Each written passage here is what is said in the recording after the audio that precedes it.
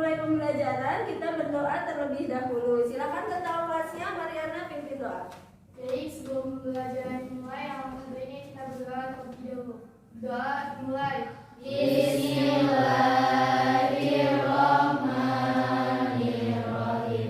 Allahumma nawwir bikum warahmatullahi wabarakatuh. Waalaikumsalam warahmatullahi wabarakatuh. Apa kabarnya hari ini? Alhamdulillah baik. Ya, kita bertemu lagi dengan Ibu di pelajaran biologi. Selanjutnya, Ibu sebelumnya Ibu akan mengabsen terlebih dahulu. Ada Saputra? Hadir, Bu. Ya. Adia? Hadir, Bu. Anissa? Hadir. Ayu? Hadir. Cahayani? Hadir. Emis? Emis, ada yang tahu? Sakit ya? Sakit ya, sakit. Oh iya, kita doakan semoga Emis cepat sembuh. Amin. Vera Adelia? Hadir. Laila? Hadir. Sebelum memulai pembelajaran, Ibu akan bertanya materi yang telah lalu. Ada yang masih ingat?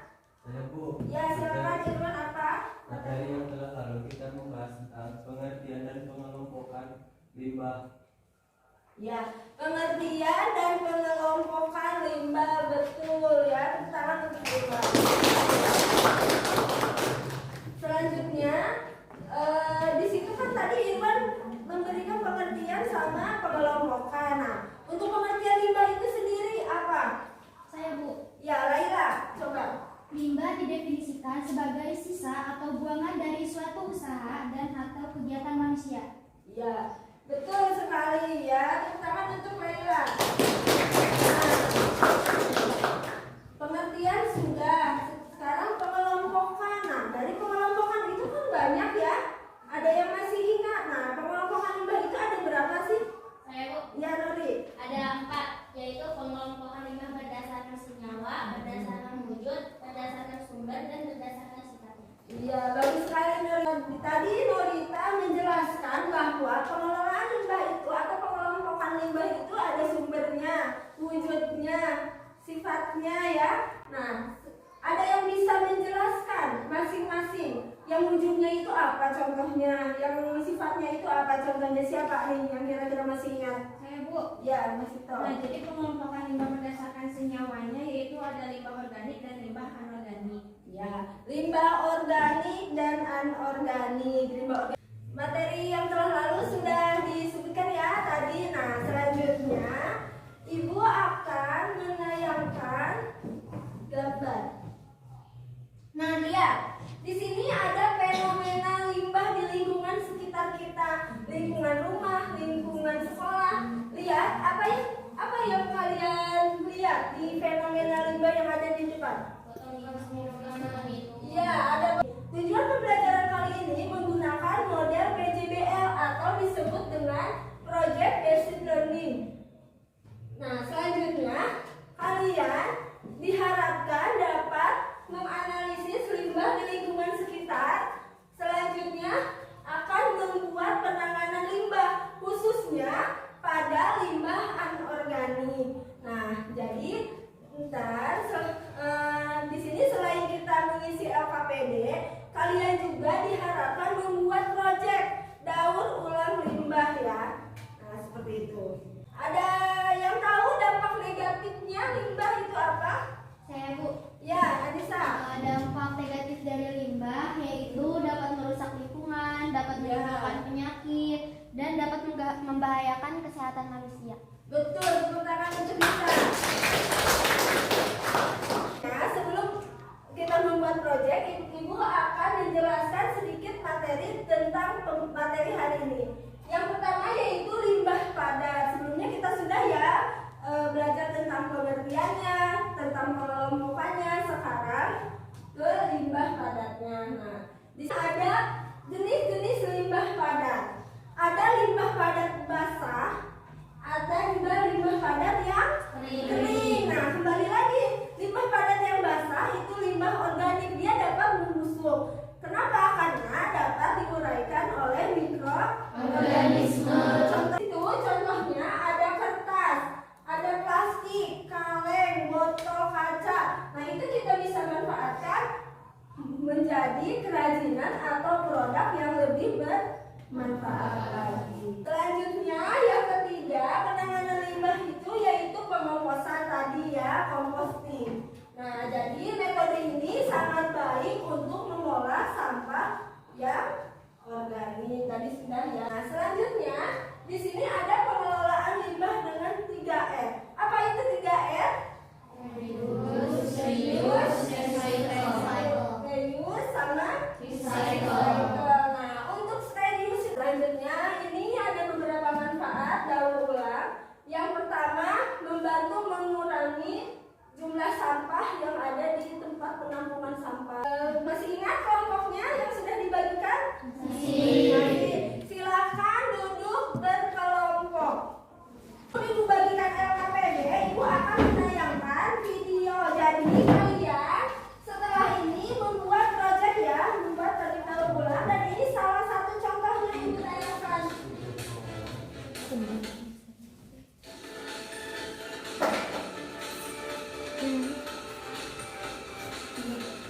Ini ya, kalau disimak boleh tidak lain ya, jadi jangan sampai Bu, contohnya hanya cuma itu aja, boleh yang lain juga ya.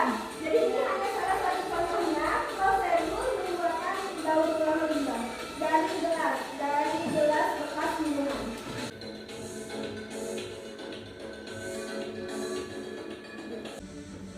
Paham caranya? Sudah ya, sudah selesai prosesnya. Ibu akan bagikan LKPD-nya selanjutnya. Kelompok 1 ini LKPD-nya, ini untuk presentasi yang ini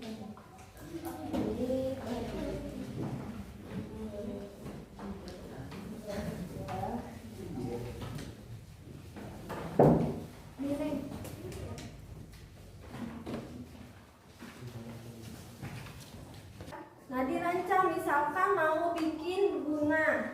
Nah, gimana nih? Digambarkan namanya apa? Dan itu ini termasuknya apa? Misalnya sampai ke 4 aja. boleh Mas, sesuai gambar. Boleh. Lebih boleh.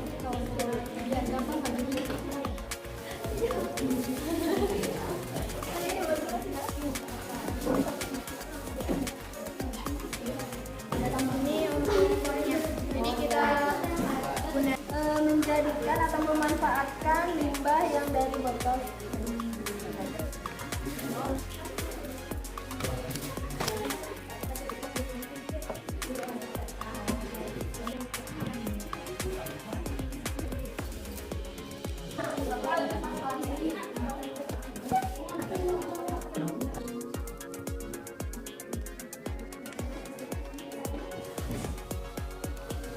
Kelompok 1 sudah berapa persen? 80%. Kelompok ini udah bagus ya? Sudah apa? Waktunya 10 menit lagi ya? Proses pengerjaan proyeknya 10 menit lagi. Setelah itu dikumpulkan hasilnya, akan Ibu nilai. Setelah dinilai, kalian presentasikan apa yang sudah kalian buat. Hasilnya ditunjukkan di depan ya, supaya teman-temannya tahu. Ya, belum. Sudah selesai? Sudah selesai. Ya, kelompok 2 sudah selesai. Yang sudah selesai silakan dikumpulkan hasil karyanya ya. Proyeknya dikumpulkan di depan. Ini kelompok 2. Kelompok berapa? Kelompok 1. Sudah selesai ya? Bagus-bagus sekali. Dikarenakan sudah selesai semua dan hasil proyeknya sudah selesai dan Ibu juga sudah menilai hasil proyeknya, maka silakan siap-siap untuk presentasi. Disiapkan perlengkapannya untuk presentasi yang ya, kelompok 2 silakan maju ke depan. Baik, assalamualaikum warahmatullahi wabarakatuh. Untuk alat dan bahan yaitu ada gelas plastik bekas minuman, ada kertas. Lubangi bagian tengahnya ini dengan kawat yang panas atau dengan gunting. Nah, ini hasil dari proyek kami. Kan hasil pengamatan limbah di lingkungan sekitar.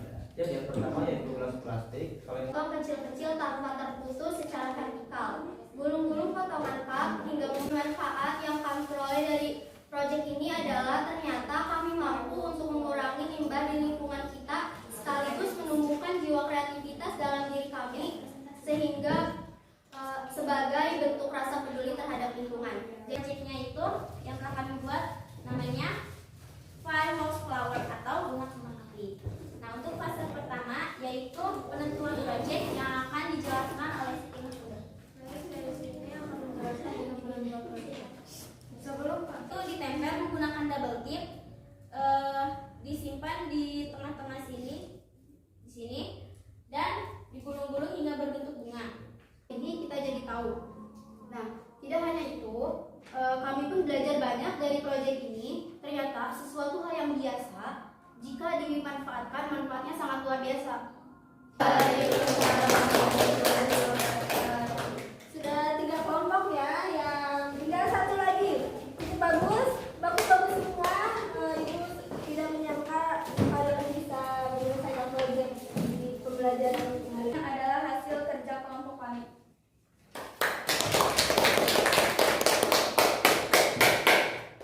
Adapun pengalaman bermanfaat yang kita dapatkan selama pekerjaan proyek, yaitu kita menjadi bisa mengerti tentang cara membuat kerajinan dari Alhamdulillah presentasi hari ini selesai ya.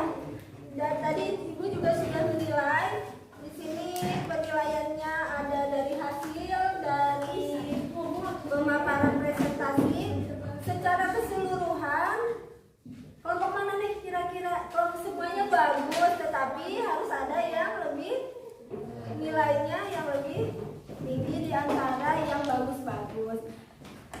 Untuk kelompok terbaik dari hasil proyek pembelajaran hari ini adalah kelompok 2.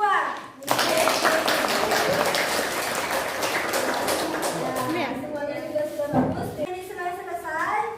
Sebelum ibu menutup pembelajaran, kita akan menyimpulkan dulu. Siapa nih yang mau menyimpulkan hasil dari pembelajaran hari ini dari awal sampai akhir? Silakan. Saya Bu Mariana, silakan. ingin memberikan kesimpulan. Untuk kesimpulannya yaitu penanganan limbah khususnya limbah padat organik adalah dengan cara sanitary landfill atau penimbunan, insinerasi atau pembakaran, composting atau pengomposan, dan daur ulang atau recycling. Dan untuk manfaat daur ulang adalah menjaga kebersihan lingkungan agar penumpukan sampah berkurang, meningkatkan kreativitas untuk mendaur ulang limbah organik, membantu mengurangi jumlah sampah di TPA,